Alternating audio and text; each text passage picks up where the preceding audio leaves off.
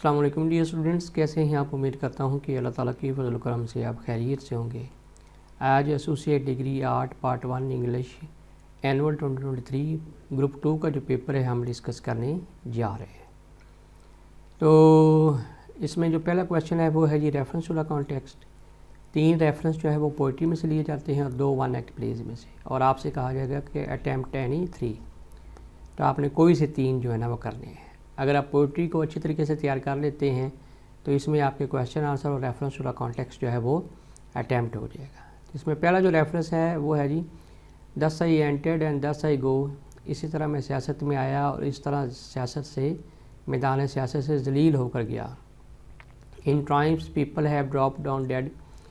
लोग फतह का जश्न मनाते हुए उनको मार दिया जाता है। Paid by the world what dost thou O, यानी खुदा मुझसे ये पूछेगा। गॉड माइट क्वेश्चन, ठीक है ना, खुदा मुझसे ये पूछेगा आप तुम क्या चाहते हो, क्योंकि तुम्हें तो तुम्हारे जुर्म की सज़ा जो है वो दुनिया में मिल गई है। नो इंस्टेड टिस गॉड शैल री पे, ये खुदा मुझे माफ़ कर देगा। आई एम सेफर सो, लिहाजा इस कंडीशन में मैं महफूज तर हूँ। तो ये जो रॉबर्ट ब्राउनिंग की पोएम है ना पेट्रोडेंट टू ट्विटर, उसमें जो पॉलिटिशियन है वो अपनी जो सियासत की दुनिया में किस तरह वो आया और किस तरह उसने जो है ना वो नेपोटिज़म किया और क्राइम किए और अपनी पावर का मिसयूज़ किया, और उसके बाद उसके ख़िलाफ़ जो है वो एक केस चलता है और उसमें उसको जो है ना कैपिटल जो पनिशमेंट है वो दी जाती है और वो एक ट्रेटर के तौर पर सामने आता है। तो वो अपनी स्टोरी जो है वो सुना रहे हैं। ये उस पोएम का जो है ना वो लास्ट स्टैंजा है। दूसरा है जी although the path be tortuous and slow. अगरचे ये रास्ता जो है ये मुश्किल हो सकता है, सुस्त हो सकता है। ऑल्दो इट ब्रिसल्स विद होता है फुल ऑफ थाउजेंड्स फीर, अगरचे इसमें बहुत ज़्यादा खौफ हो सकते हैं। Too hopeful eye of youth it still appear, लेकिन ऐसे नौजवान जिनकी आंखों में उम्मीद होती है उनको ये मुश्किल रास्ता जो है वो मालूम पड़ता है, अपीयर होता है। आ लेन, एक छोटी सी गली। By which the rose and hawthorn grow, यानी एक ऐसा रास्ता जिसमें मुश्किलात भी आ सकती हैं और खुशियाँ भी आ सकती हैं। We hope it may be, काश ये ऐसा ही होता। Would that we might know, काश हम आने वाले वक्त को पहले जान सकते। Would we might look into the future years. ये असल में जो पोएम है ना उसकी टी सेलियट की जो पोएम है डिपार्चर एंड अराइवल, ये उसमें से जो है वो लिया गया है। हाईली इंटेलेक्चुअल विजनरी पोएम है। हर साल इसके ऊपर एक क्वेश्चन और एक जो रेफरेंस टू द कॉन्टेक्स्ट है वो आता है, या क्वेश्चन आता है या रेफरेंस टू द कॉन्टेक्स्ट जो है वो आता है। सी वाला है stay than village for round you spin.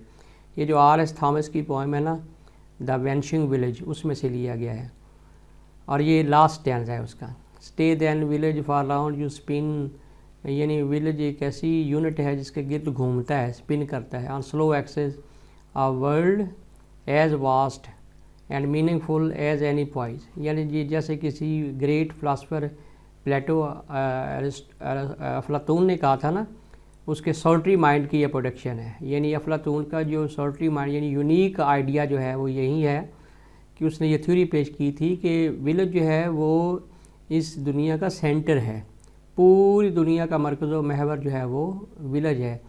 लिहाजा अगर दुनिया का बैलेंस बरकरार रखना है तो फिर विलेज को जो है सेंटर को मजबूत करना पड़ेगा, महफूज करना पड़ेगा। बेसिकली इसमें उसने बात की है जो लार्ज स्केल माइग्रेशन होती है ना विलेज से शहरों की तरफ, कि देहात ख़त्म होते जा रहे हैं और शहर जो है वो फैलते फूलते जा रहे हैं, जिसकी वजह से जो मईशत का तवाज़न है वो बिगड़ जाता है। तो उसने हवाला दिया प्लेटो अफलातून की थ्योरी का कि अफलातून ने ये कहा था, R.S. थॉमस ये कह रहा है कि अफलातून ने ये कहा था कि विलेज जो है ना इससे वर्ल्ड का यूनिट सेंटर है, लिहाजा सेंटर अगर ख़राब हो गया तो फिर पूरी दुनिया का बैलेंस जो है ना वो आउट हो जाएगा। डी वाला है you want get around me like that now, आप इस तरह मेरे ऊपर डोले नहीं डाल सकती है। आई हैव हैड इनफ, मैंने पहले ही बहुत ज़्यादा मोहब्बत कर ली है। Black eyes, passionate eyes, Ruby, अच्छा फिर उसको पसंद भी करने लग पड़ता है। स्मिर्नॉफ जो है ना ये जो प्ले है ना द बियर, उसमें से लिया गया है और ये स्मिर्नॉफ कह रहा है, ठीक है ना, पोपा को कह रहा है कि आप मेरे ऊपर इस तरह जो है डोरे नहीं डाल सकती है। और फिर दिल ही दिल में उसको पसंद भी कर रहा है। ब्लैक आइज़, इसकी आंखें कितनी खूबसूरत है, पैशनेट आई, जज्बात से भरी हुई, रूबी लिप्स, इसके होंठ जो है ना वो बहुत ही सुर्ख हैं, डिम्पल चीक्स, इसके गालों पे चाहे जब है, द मून, ये तो एक चांद है, विस्पर, ये सरगोशी है, टाइमड ब्रीदिंग, कैसे हल्के हल्के सांस ले रही है, आई वुडेंट गिव अ, फिर लाउडली कहता है, यानी दिल में पसंद करता है और फिर लाउडली बोलता है, I wouldn't give a brass farthing for the lot, madam मैं ये अपने कर्ज़ में से एक धेला भी नहीं छोड़ूंगा, madam present company is always accepted, यानी जो मौजूदा कंपनी है ये इससे एक्सेप्टेड है, यानी मेरी मोहब्बत की फीलिंग से एक्सेप्टेड है, मुस्तस्ना है, लेकिन उसको पसंद भी कर रहा है। ई वाला है जी लूसी लुकिंग स्ट्रेट आउट, ये बेसिकली ये गुफ्तगू हो रही है लूसी और सूजन दोनों बहनों के बीच, यानी प्रिमरोज़ की परवरिशनी की है। तो लूसी फिर ये बात करती है, लूसी लुकिंग स्ट्रेट आउट, यानी वो खिड़की से बाहर देखते हुए, I don't think any body satisfied, कि कोई भी जो है वो ज़िंदगी में मुतमइन नहीं हो सकता है कभी भी, एवर।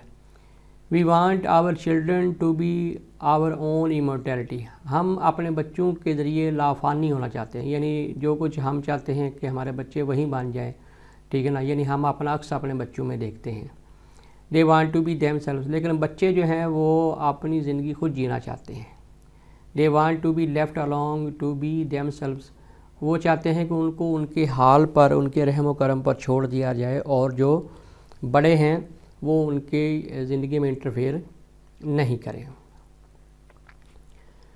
क्वेश्चन नंबर 2 है जी, attempt any 2 of the following question, ये शॉर्ट स्टोरी 1 एक्ट प्लीज में से आया है। पहला क्वेश्चन है, how did Eva try to reestablish the shop of her deceased husband, यानी अपना जो डिसीज हस्बैंड है उसकी शॉप को रेनोवेट करने की कोशिश करती है। And why didn't she like to receive any help from Rosen, और वो रोज़न की हेल्प क्यों नहीं पसंद करती है, क्योंकि वो एक self esteemed, self respected, self egoistic women है, लिहाजा वो किसी भी आउटसाइडर से मदद नहीं चाहती है in the form of charity. तो वो कोशिश करती है कि वो अपने खामंद की जो इंश्योरेंस मनी है उससे ही उस स्टोर को, ग्रॉसरी स्टोर को वो रीफिक्स कर दे, उसको अपने पाँव पे, अपने बिज़नेस को अपने पाँव पे खड़ा करना चाहती है। बी वाला है, describe the chance meeting of Frank's wife shadow in the rose garden, ठीक है ना, उसमें से ये लिया गया है। उसकी फ्रैंक यानी उसकी जो वाइफ है उसकी जो इत्फाकिया मुलाकात होती है विद हर पास्ट लवर आरशी, ठीक है ना, आरशी से, जिसके बारे में मशहूर हो गया था वक्त के वो साउथ अफ्रीका के अंदर जो है ना वो मिलिट्री मिशन पे गया और वहाँ उसको हीट स्ट्रोक हुआ और उसकी डेथ हो गई। Specially recreating the atmosphere prevailing in the rose garden, यानी किस तरह उनकी रोज़ गार्डन में दोबारा जो है इतने अरसे बाद अचानक मुलाकात हो जाती है और मोहब्बत का सीन जो है वो दोबारा जो है वो रिक्रिएट हो जाता है, इसको आपने डिस्कस करना। यानी उनकी जो मीटिंग है फ्रैंक की वाइफ की आरशी के साथ, उसको आपने डिस्कस करना है। सी वाला है, what is the basic conflict between uncle James and his nephew Philip, uncle James और उसका जो भतीजा फिलिप है उसमें बेसिक कॉन्फ्लिक्ट क्या है, वजह तनाज़ा क्या है, तज़ार क्या है, and how does it resolve, और ये कैसे हल होता है। वजह तनाज़ा यही है, कॉन्फ्लिक्ट यही है कि फिलिप अपनी ज़िंदगी जीना चाहता है और अंकल जेम्स जो है वो उसके ऊपर अपनी मर्ज़ी जो है वो मुसल्लत करना चाहते हैं। तो अंकल जेम्स जो है वो फोर्स का इस्तेमाल करते हैं और फिलिप भी जो है वो, अगरचे ये सारा मामला ख्वाब में होता है तो फिलिप भी जो है ना फोर्स का रिप्लाई जो है ना फोर्स से ही देता है, तो वो ख्वाब में ही अंकल जेम्स जो है ना वो उसकी बात से एग्री कर जाता है, तो मामला जो है इस तरह वो रिज़ॉल्व हो जाता है। यानी फिलिप जो है ना वो उसकी अपने अंकल की बात मान जाता है और उसका अंकल ख्वाब में फिलिप की बात मान जाता है। अच्छा जी, क्वेश्चन नंबर 3 है, attempt any 2 of the following question 150 words each, ये उसमें पोइट्री में से लिया गया है। ए वाला है जी, why does the women ask the elements of nature like the sun, storm, snowflakes etcetera to soothe her, यानी जो पोइम है women work by Maya Angelou, इसमें जो वो औरत है वो नेचर के एलिमेंट को नाम ले लेकर क्यों पुकारती है और क्यों कहती है कि वो उसको सूद करे, यानी उसकी जो बॉडी है उसको कंफर्ट दे, क्योंकि वो अपनी जो फीलिंग्स हैं उसको रीअश्योर करना चाहती है, अपने आप को रेनोवेट करना चाहती है और अपने आप को जो खोया हुआ मकाम है वो वापस जो है वो दिलवाना चाहती है। बी वाला है, give a brief summary of the poem all the world is a stage by William Shakespeare, William Shakespeare की जो पोएम है ना all the world is a stage, इसमें जो ब्रीफ इसकी समरी है वो लिखनी है। यानी जो 7 स्टेजेस उसने बयान की हैं कि एक इन्फेंट होता है, इन्फेंट के बाद वो एक स्कूल गोइंग चाइल्ड बनता है, स्कूल गोइंग चाइल्ड के बाद वो जो है ना लवर बनता है, लवर के बाद वो एक सोल्जर बनता है यानी कि प्रैक्टिकल मैन, फिर वो एक जज बनता है, फिर कमज़ोर इंसान बनता है और आखिर में जो है ना वो ओल्ड मैन जो है ना वो बन जाता है। तो ये सारा जो है ना इसका वो 7 स्टेजेस जो हैं वो आपने लिखनी है। सी वाला है जी, describe the experiences and feelings of the poet in his poem titled as after apple picking. After apple picking में जो पोइट्स की जो फीलिंग्स हैं, जो एक्सपीरियंसेस हैं वो आपने लिखने हैं। तो उसमें बेसिकली तो ये सिंबॉलिक पोएम है।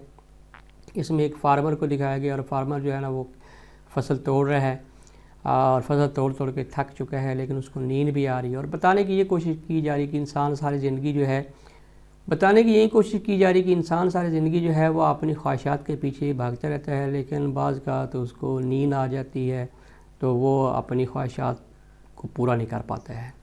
तो बेसिकली इस नज़म का जो थीम है वो यही है। उसके बाद क्वेश्चन नंबर 4 सेक्शन बी है, ये कॉम्प्रीहेंशन का पैसेज है। अनसीन पैसेज होता है और ये 25 नंबर का होता है। इसके ऊपर मैंने काफ़ी ज़्यादा वीडियो जो है ना कॉम्प्रीहेंशन के ऊपर बनाई हुई हैं।